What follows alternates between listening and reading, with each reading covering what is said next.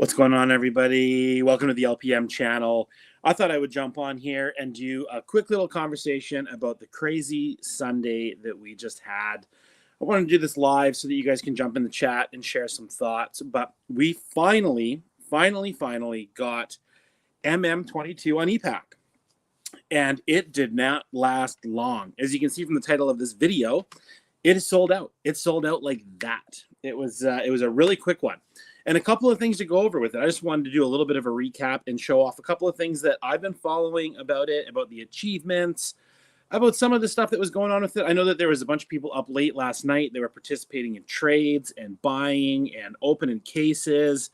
And let's say hello to a couple people in here. We got Claws Out Collectible hanging out. These are Claws Out Collectible is one of my friends that I do a lot of Marvel card stuff with, and was super cool to get to talk today about a bit of a follow-up.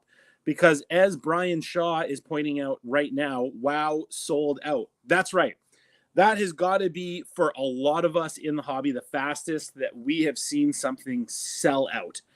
And I want to talk about a couple of points in all of that, just to kind of shed a bit of light on where my head's at with it and what's going on with the Marvel Masterpiece franchise. So, in a lot of ways, this was supposed to be the very last Marvel Masterpieces. And I stress the word Marvel Masterpieces because for sure there's going to be a DC Masterpieces. I'm not much of a DC person, so that's not really an excitement level for me.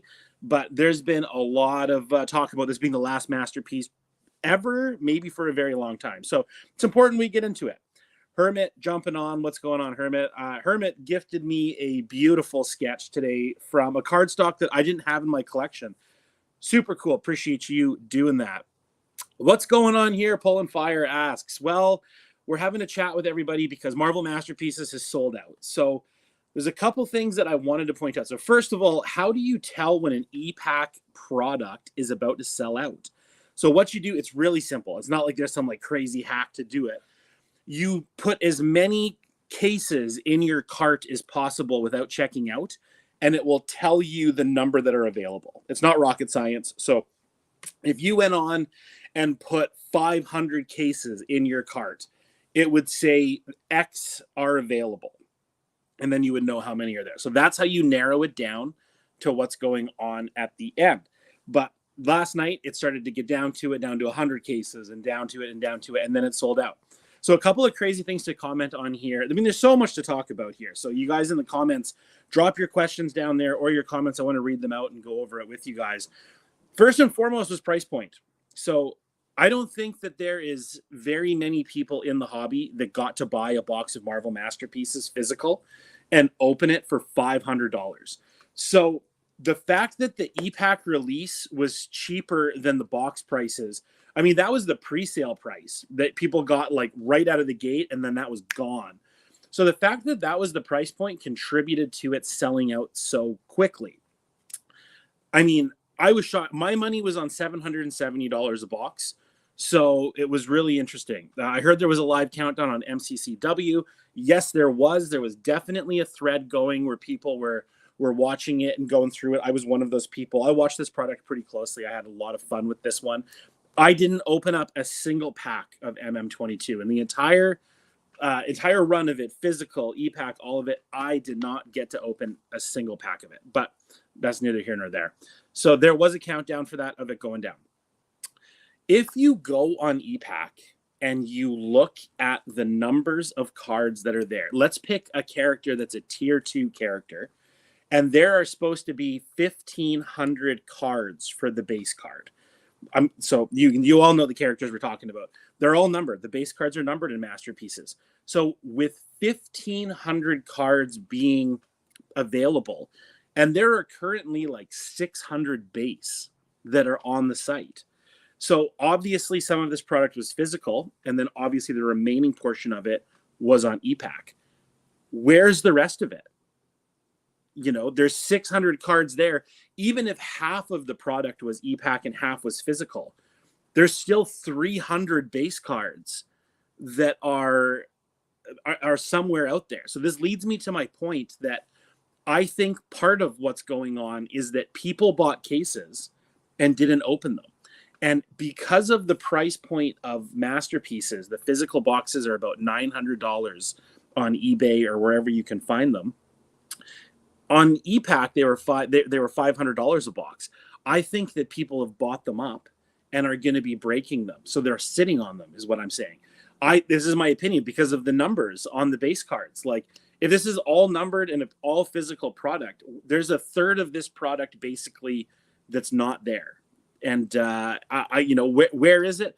I think it's in people in breakers, Epack's accounts ready to be open. This isn't like a conspiracy theory or anything. That's totally cool. I look forward to seeing the breaks. I hope they're all live streamed. I hope we get to watch and participate. I think that's super cool. But just looking at the numbers, we've got to kind of wonder, like, where is all of this product? So I think that's where they are. I think that when it's sold out, that there's a third of this product that really hasn't gotten opened yet, and it's still out there.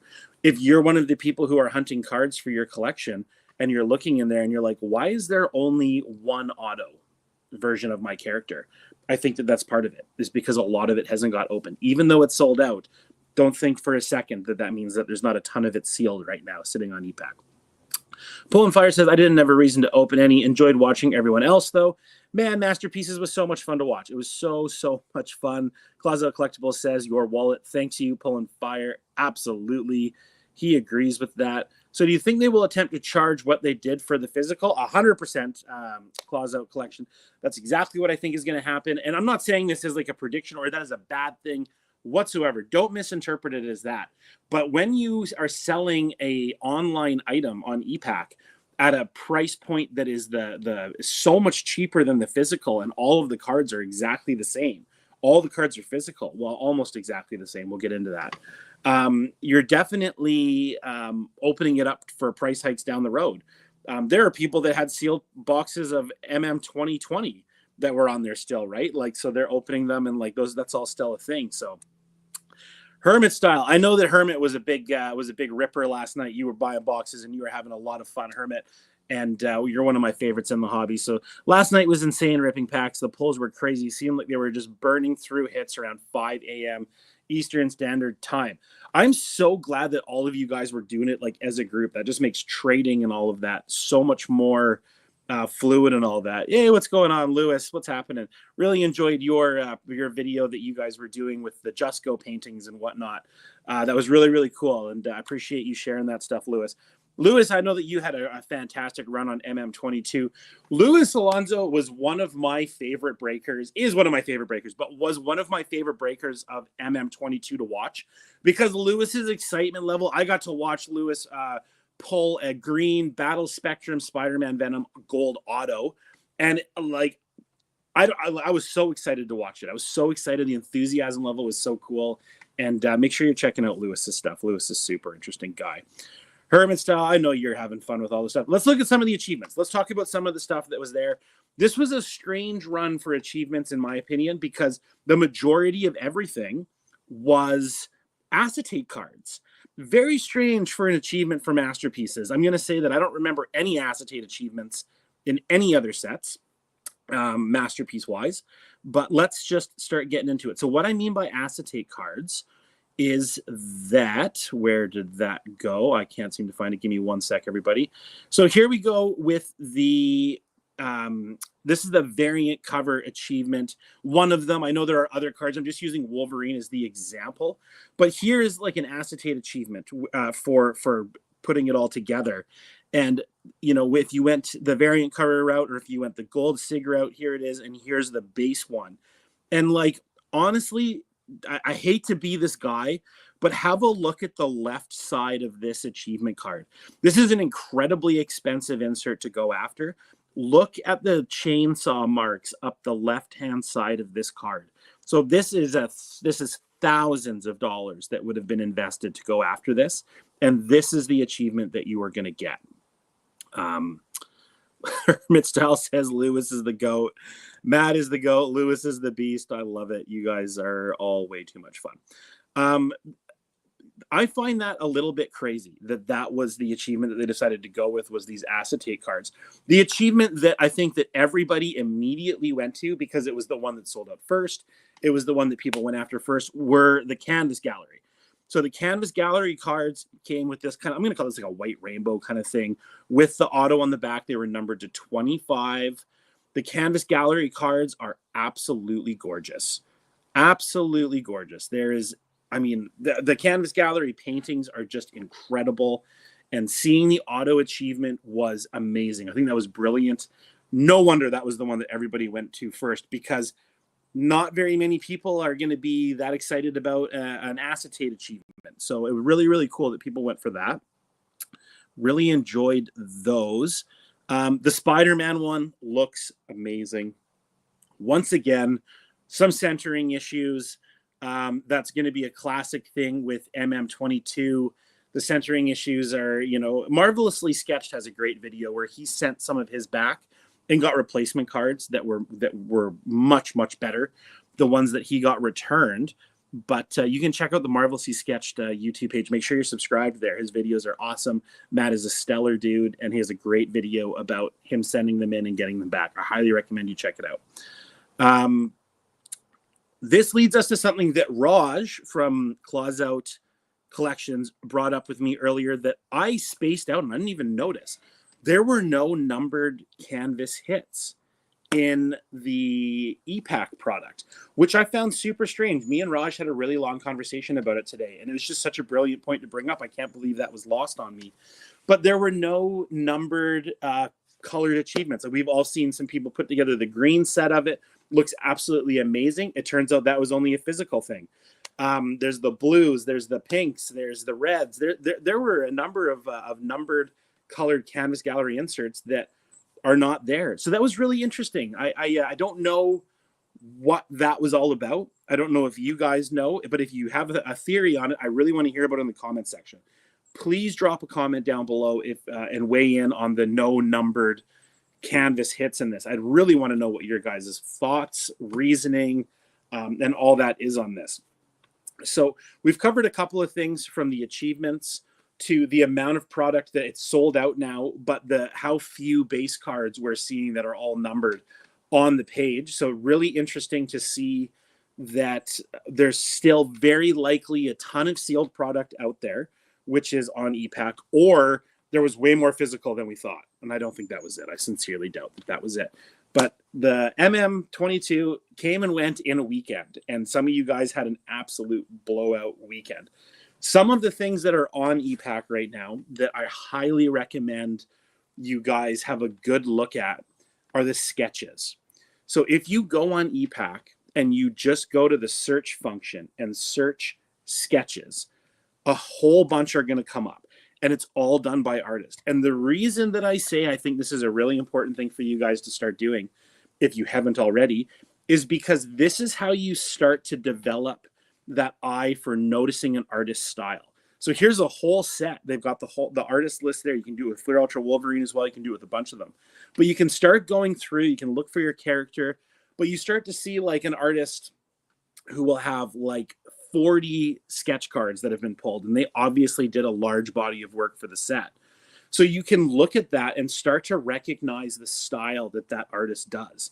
And this is a great way of getting to this point where maybe you're not as knowledgeable as Matt Fuller or Mr. Derpadou, who both of those guys are really, really sharp on the saying, oh, that's so-and-so, right? But this is a great way for you guys to get a look at some artist's body of work. I do it all day long. I love looking at sketches on Epack and going through each artist and kind of developing who I think is got a style that really speaks to me. And it's an awesome time to do that. One more of the cool things on Epack. As I mentioned, we've gone over the acetate achievements that were there.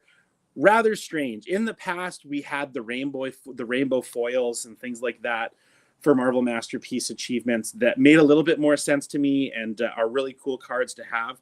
But the Canvas Gallery insert was really the highlight of MM22 that I think a lot of people can get behind and say that was the one to go after, obviously, because it also sold out first. When it's set to 25, it's such a low number, people are going to get it, and they're randomly handed out, right? So you kind of get it. That's the way that's going to go. So what I was just going to mention here real quick too, I went through and I screenshotted what some of these achievements were, and as you can see, it was going to show you the progress on them. of which one's filled up quick. As soon as one says it's not available anymore, that means that the achievement's completely filled.